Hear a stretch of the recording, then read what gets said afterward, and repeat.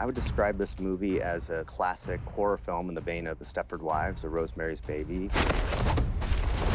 It gives you all the thrills and the scares of a great scary movie, but there's more to it than that. It's a horror movie where everybody should be screaming, "Get out! Get out of the house! Get out!" Yo, shoot it! Get out! Ah!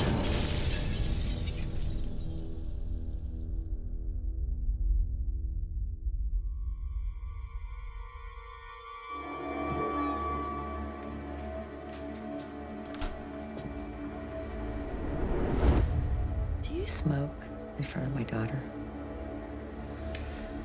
I'm gonna quit, I promise. Chris, look at me. Now, sink into the floor. Wait. Sink.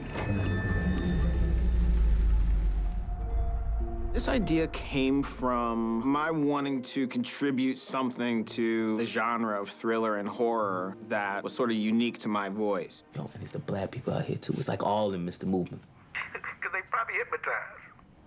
Jordan pitched me the idea for this movie, and I had never heard anything like it, so immediately just said, we absolutely have to make this movie.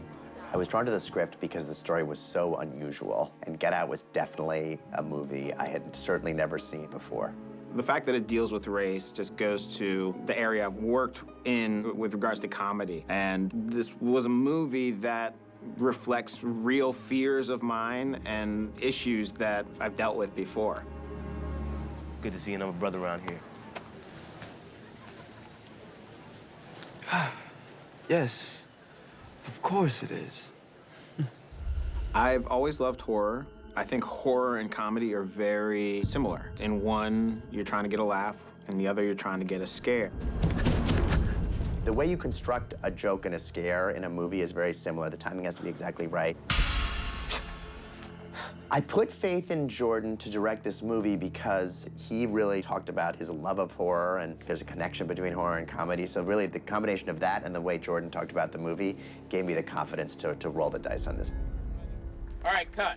The way we're going to do it is we're going to start on Dean as he's going and start drifting back. And we're going to think it's like bingo or something, and then the picture comes in.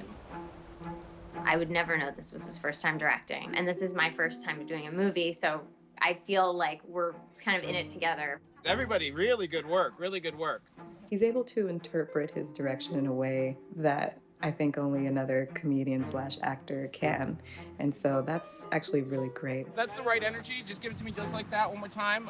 Even more dialed into Chris. I'm such a huge fan of his that I didn't have to be in his movie. I would have done yard work for him.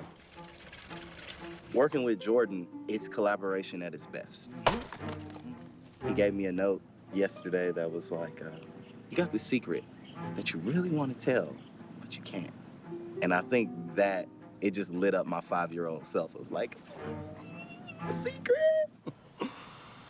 Well, I should get back to work and mind my own business. The trick with this movie was to make sure that nothing so crazy happened so fast that we wouldn't believe the characters would even stay in this situation. It's more about suspense, you know, and that's why the script's so good. It's more about the anticipation. 4/5 of the film is anticipation. I wanted to make sure that the hero in my horror movie never does anything that we wouldn't do, because I hate that in a movie, especially in a thriller, when you want somebody to just pick up the phone, call the damn cops. Would you get out the house? We gotta go right now. Is that okay? So I allowed Chris to be actual smart, logical human being because it's more satisfying. All I know is sometimes, if there's too many white people, I get nervous, you know. Chris, I want to introduce you to some friends. The garden party is a scene that is a great representation of what the movie is. And everybody that speaks with Rose and Chris is bringing up their connection to the African-American culture. Gordon was a professional golfer for years. Oh, you kidding? Well, I can't quite swing the hips like I used to, though. But I do know Tiger.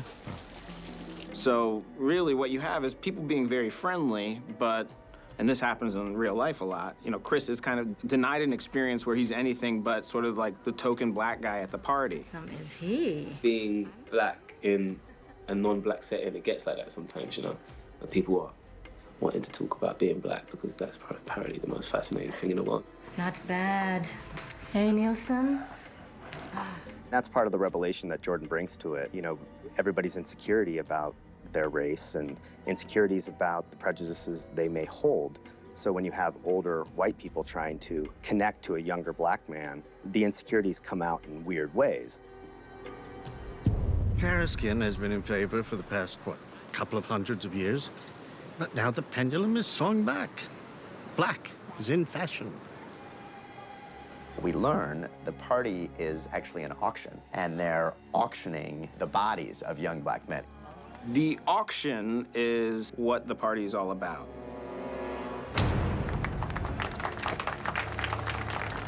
There are some subtler works at play that we begin to see are part of something much more sinister.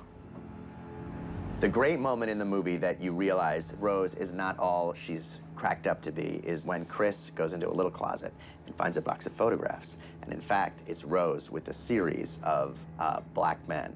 And it's at that point that you realize that she's definitely up to no good. You okay? Yeah. Rose, the keys. I don't know where they are. Where are those keys, Rose? You know I can't give you the keys, right, babe?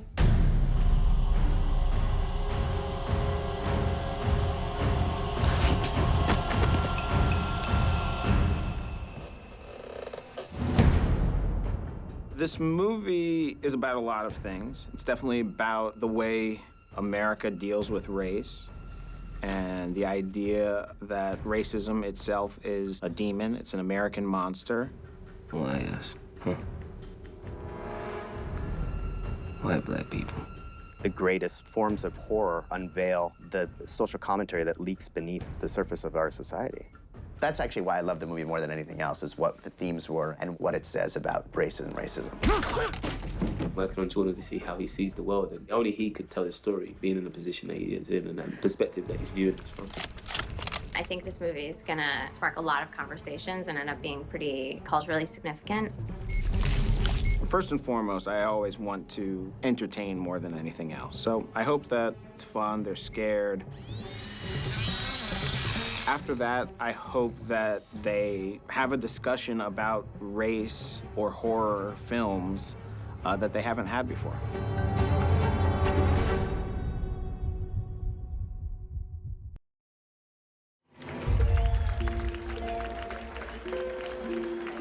I thought the movie was amazing. I had no idea how great it was gonna be. Smashed it, I feel like. I wanted to make a movie where people just scream at the theater, you know, get out the fucking house. And I think I achieved that. It's a real being here, even with like, you a genius, man. Y'all are like stars, and I'm in a movie with y'all. And then Chance is hosting this thing. This all Chicago, South Side, the West Side. It's just, this is amazing. I'm excited, yeah. This is dope. Mark. And action. Jordan, when did you start writing the film? When President Obama was elected, we entered this era that I call the post-racial lie. We got a black president, it's done, we're past it. And many of us know that race is very much alive and racism is very much alive. And it's this monster that was kind of simmering underneath the surface of the country for a while. And so I felt like this movie was originally meant to address that. You know, now we live in a completely different era, and it's been fascinating to see how this movie's journey has led up to this moment where now I feel like it's more relevant in a way than ever. That's a great answer. There you go. Sir, can I see your license, please? No, he wasn't driving. I didn't ask who was driving. I asked to see his ID. Daniel, how did you get involved in the project, and what about the project interested you? When I read it, it was what racism feels like. Because it's like, it kind of that paranoia when you're in a room full of white people and you're like, something's off. I don't know what's off. No one's saying anything. That's what it really resonated with me. And then I came to LA. He did an audition, and you know, the hypnosis scene, he basically did that performance in the first time I met him. He just sat there and did it, and it was like, close it down, he's got it. You actually did say that. You actually said he's got the part. But I don't trust anyone in LA, so I'm like, okay. Yeah. I believe you want to see it. You know, we did it, probably shot it 5 times. Every time, the tear is coming down his cheek on the same syllable.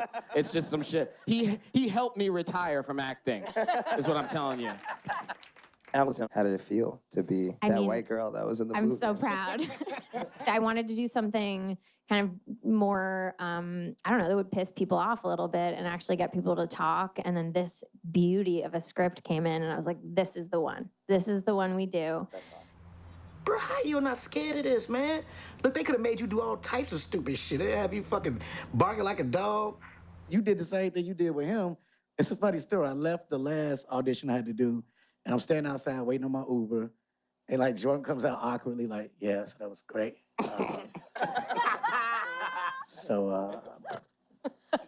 You know I'm gonna offer you the part, so I'm about to call your people. You got the part. I'm like, and I'm trying to be cool. You know, I'm like, all right, cool, fam. You know what I mean? And as soon as he went back in there, I just started walking down the street. And like, I'm not from LA, so I don't know all the places like that. I was so happy. I'm walking down the street, and at some point, I'm like, oh, I'm gonna ski the road. You know, like I was like, how did I walk this far? That's how happy I was. I think your mom got in my head, right? I think she got in my head. In horror movies, there's like always some shit to be afraid of. Why the psychology aspect of it? I'm a big horror fan, and I feel like all the great horror films have something to say. They have a real horror that they're about. And I felt like the issue of racism and the psychology of racism had been ignored in this genre. And I feel like this is, it's meant to be fill in a gap. It's meant to fill in this missing piece of the conversation. Through story and entertainment, I feel like we often neglect one of the most powerful ways we can communicate.